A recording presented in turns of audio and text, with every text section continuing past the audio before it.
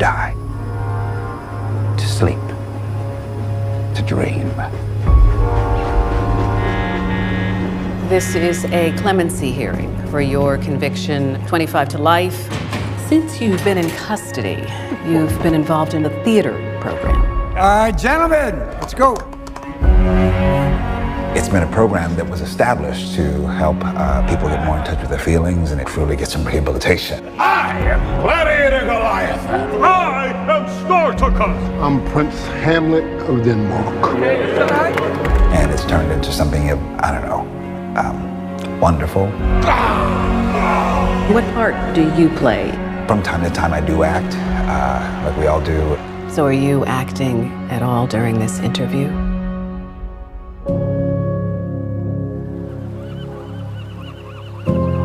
We here to become human again and enjoy the things that is not in our reality. I think you guys are becoming real with each other, vulnerable.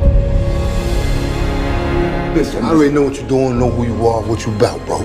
What? You don't get to tell me what I need in prison. You don't get to do that. And don't bring me in those dark corners no more. The world expects brothers like you and I to walk in with our heads held down. Nah, what you gotta walk in like a king. Everything is yours. I'm divine now. Yeah. This is my theater. Now give him some love, give him some love. Go to your most perfect spot. Do you hear anything? Are you with somebody? Are you outside?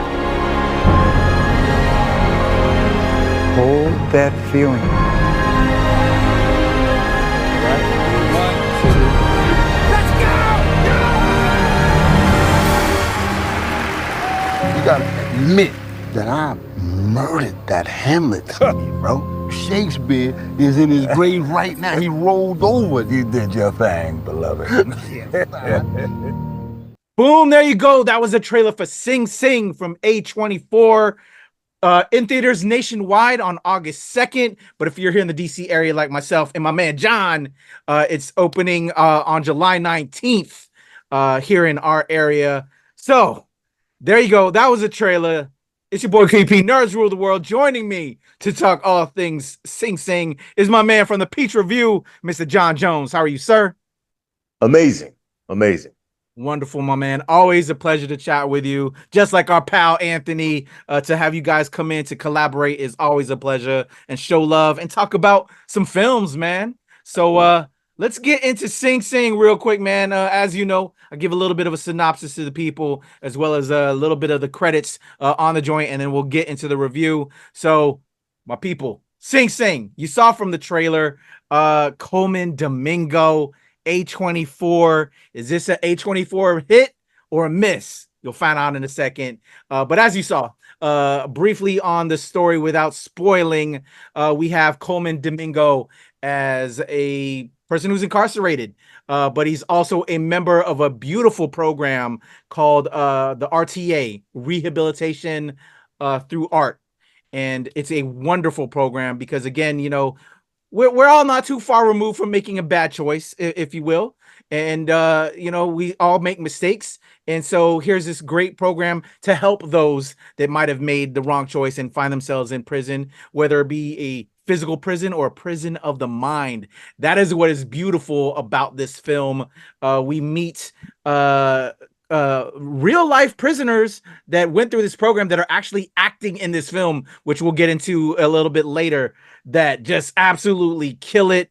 The film starts off with this group, kind of like the steering committee, if you will, of this program that are getting ready to choose a new performance that they're getting ready to conduct, but also maybe even add a few new members. And one of those new members is a gentleman by the name of Clarence Maclin. That's the real character, the real guy, the real performer's name. But he goes by, what is his name? And this Divine Eye. I'm like, John is like, man, how you already forgetting my man's name?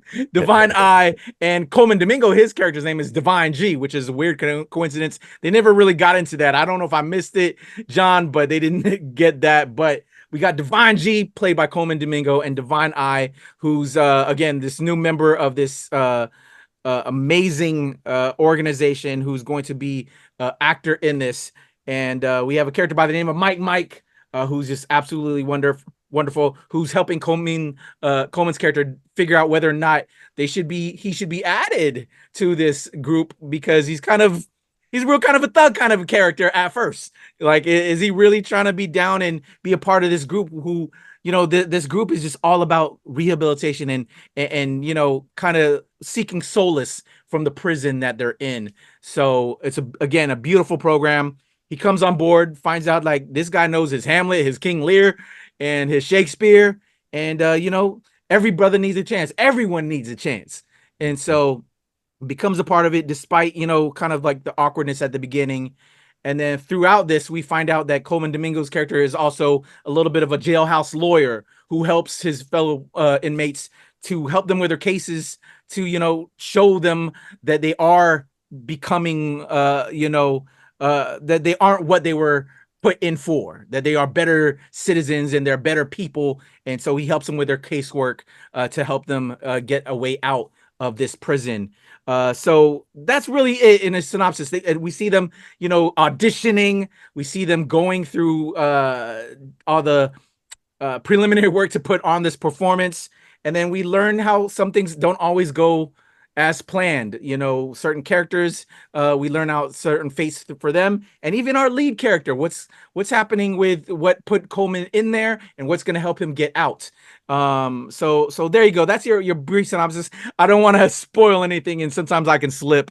So again, such a great story that's focused on a real world program that we should learn more about. And if you have the means, please donate to Rehabilitation Through the Arts. I'm going to put a link in the description below so you can learn and know a lot more. To the cast, so that way I can get to me and John speaking on this.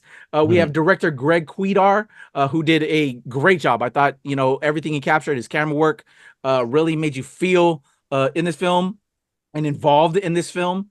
We also have on the writing chores, John H. Richardson.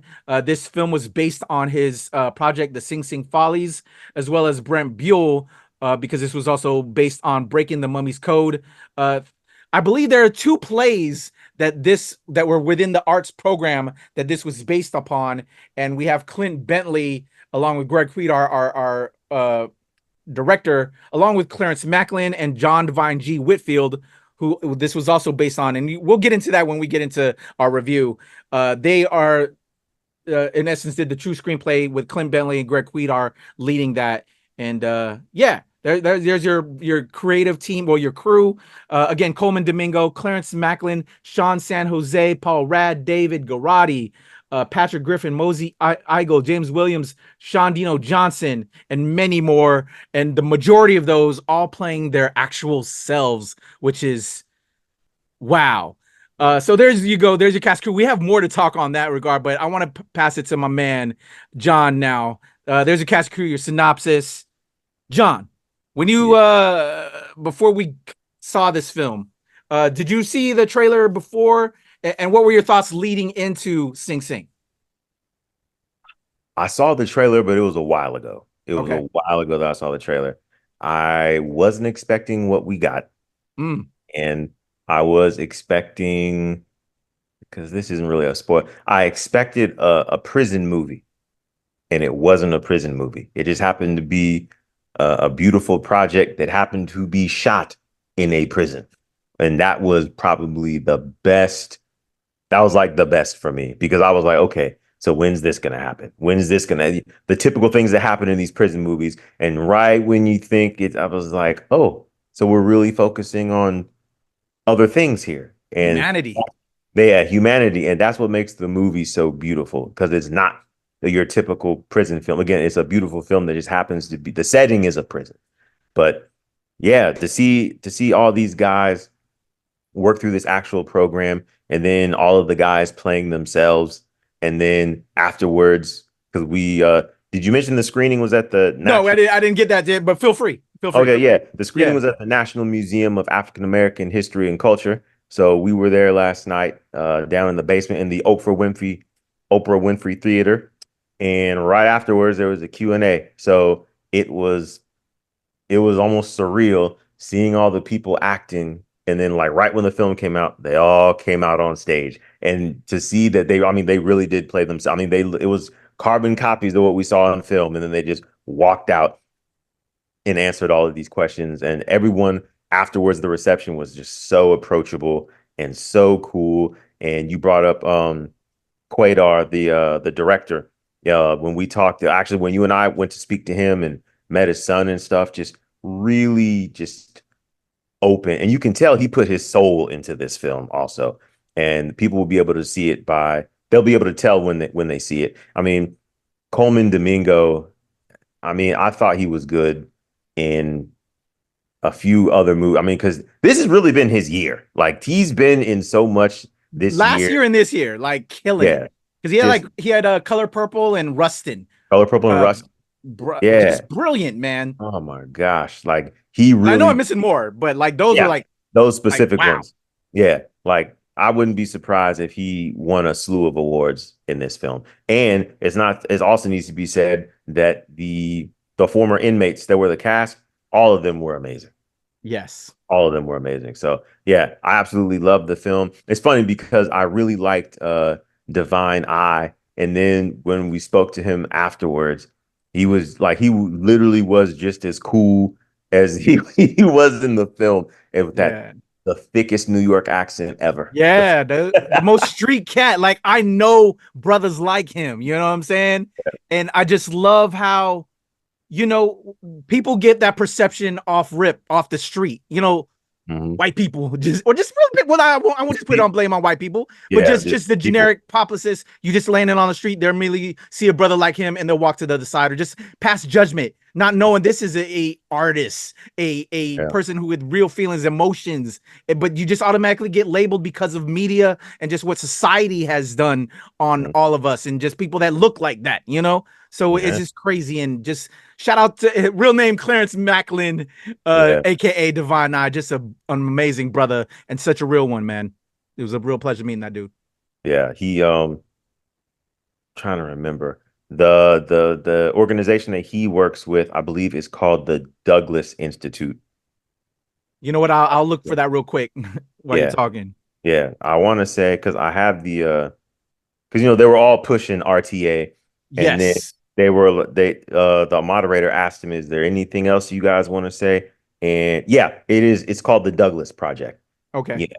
So he works with the Douglas Project, and then they work with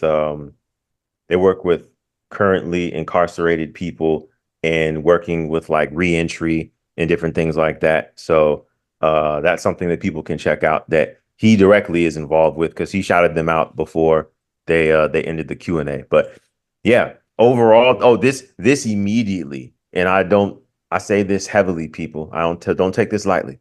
This is easily a top 3 of the year already. We're halfway through the year. This is definitely a top 3er for me.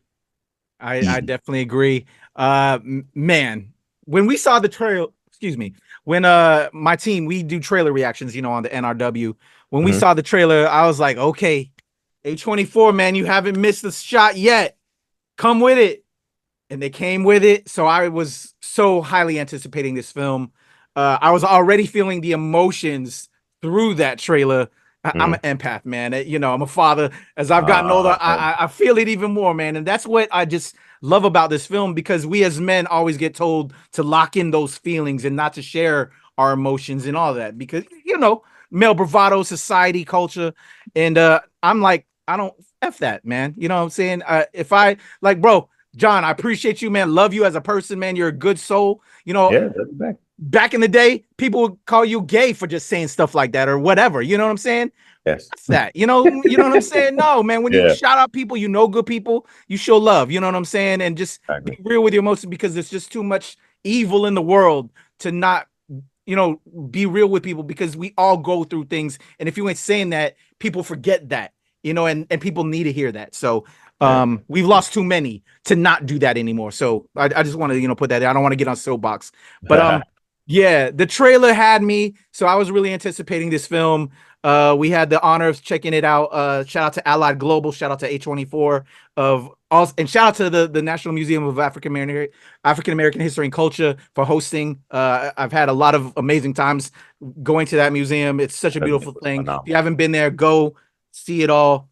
But yeah, just such a moment because of the film centered around Black and brown folk like ourselves. So just to have it there was beautiful. But this film, it's kind of it's kind of a documentary in certain ways because, again, they showed footage of actual RTA programs towards the end, but actually having the people that were in this program kind of play themselves and being in this world to kind of explain their story through this film was just so well done. And again, Colman Domingo, brilliant, man. Color Purple, Rustin on the Netflix film about the actual hero in Bayard Rustin, who not too many people know about, just shines. But Clarence Maclin, this brother, who is in the RTA program and is now probably going to be nominated as well, along with Coleman, John.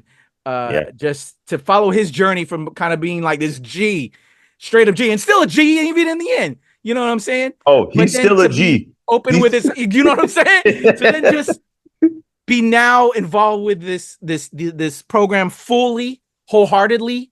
At first, somewhat, apprehensive, but then came with his whole heart to just follow the journey of these characters. And then when you see Coleman being so positive, to then get pessimistic slightly, towards the end because of his struggles with what he's dealing with. Yeah. And then we almost ugly cried, y'all, but we won't spoil the ending. But just there's moments where you just feel it. And it's just great to see, men sharing their feelings and just true rehabilitation that I got very introspective. And I think I told you that, John, about just my own lives. Because, while you can be in a prison, is it a prison, physical means prison? Because as you'll see from the stories of the people, the characters in this, sometimes they feel better being inside because outside of the prison, what else would they be doing or be locked up even more? There's a beautiful character called Mike. All he knows was this. And there's more danger in the streets. There's guaranteed food here or whatever. I don't know about you, but I've met cats like that, and you can be a prison in the mind or a prison in life. So it just really helps center you and make you appreciate what you have. And you'll hear that through the stories throughout the film and just how we should all perceive our lives and what we have the ability to do and not do. I just thought it was so profound and so beautiful. And I echo you, John. Man, definitely in the top 3, top 5, if not film of the year, brother. Yeah. Just so profound. If we're being honest, man, right now for me, it's between this and Checkpoint Zoo. I don't know if you ever saw Checkpoint. Yeah, I haven't seen that yet. I'm looking forward to that. This is right there with Love Lies Bleeding. Love Lies Bleeding was tops on my list this year. That was top on your list. Okay. And I gotta say, this is the more I think about this, it starts to edge it out. Another quick note that I just want to add before we get done. One of the beautiful things we learned through that Q&A that you spoke, that you brought up, that we had the privilege of checking out. And stay tuned, y'all. I recorded that whole Q&A.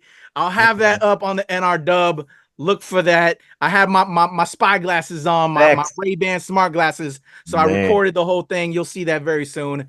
But one of the beautiful things that we both heard outside of just this program and how it helped these men so much, what I was blown away to hear, and we're both film fans, we're industry guys, John,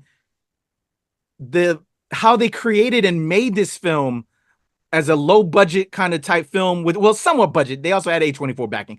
They ain't the low budgets, but right, the way they paid the entire cast and crew was the same amount, no matter who you were, is outstanding, amazing. You'll never hear that. I've never heard that in all my years of covering entertainment. Talk about you equity. have Colman Domingo, your star, who's a bona fide superstar, making the same check as your director, your writer, as Clarence Maclin, and even your back. I don't know what the background actors were, but from what I understand, it was the same fee across the board, as if it was like a true high school player, or stage play locally where everybody's getting the same check. Everybody has the same monetary, and thing and involvement for the production. I don't know if I'm saying that right, but I was just literally blown away by that. What did you think of that, John?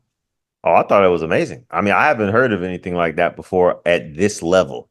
Everyone getting paid the same, from the backroom folks to the cast to the stylists and everything. Like, literally everyone involved in the project got paid the same. And the producer was up there and was like, yeah, we made sure everyone got paid the same. And the producer, the writer, and the director were all proud of that. And that is such a rarity to see something like that. Like, they really did put their souls into this film, and you can tell. Like, it's beautiful for foreground knowledge, which you will see, and then the background knowledge, which we learned through the Q&A. Just beautiful all the way around. I was just very impressed. Very impressed. Yeah, I love this. I hope this is a sign of things to come. I hope it can change the industry in certain ways. But at the end of the day, the focus on what this program is about. And as we all know, or should know, if you're paying attention, y'all out there, the U.S. harbors the most imprisoned people than the entire world. We have the most prisons. We have all of that. The key to helping solve that is rehabilitation. And we all know through the arts, that can do so much. So learn more. I'm going to put the link in the description below. This film highlights that. It's changing its way, as we just said, in regards to filmmaking. The acting is brilliant, just all the way around. Get ready to bring a box of tissues. I'm gonna say it. I'm an empath. Get ready to cry, but you're gonna be so inspired. I love this film.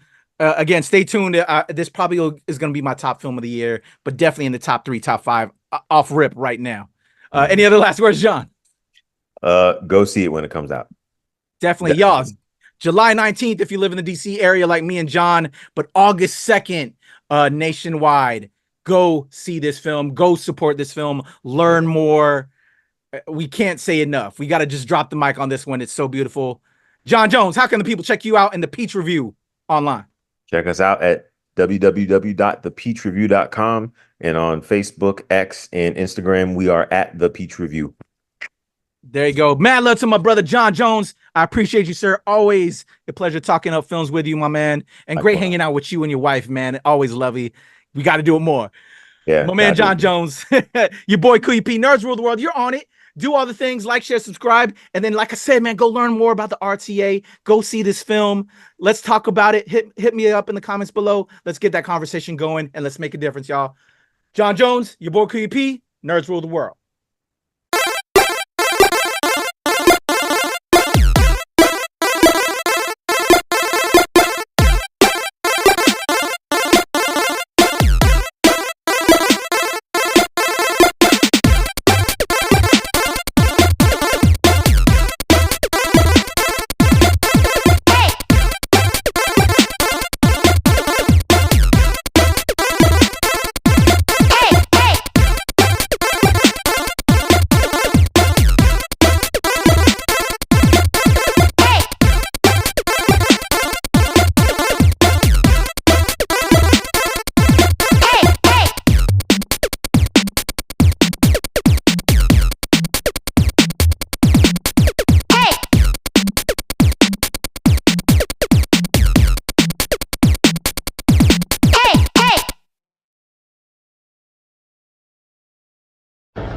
What's up, y'all? It's your boy Kuya P. Nerds Rule the World. Just got out of the press screening for Sing Sing here at the National Museum of African American History and Culture with the homie.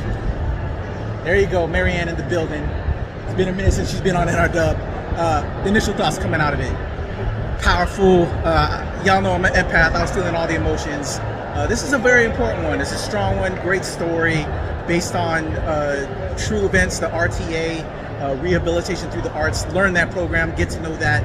Just very important. I got very introspective while watching this joint, just feeling how, you can be in prison, or you can be in prison of the mind, and just how you feel, and when you think about things and you meditate and you just go through things. But I'm gonna have a full review. I gotta get into this one, but a great one. Go check it out. Sing Sing, A24, another hot one. I love y'all, A24. You always deliver. Your boy QP, Nerds Rule the World.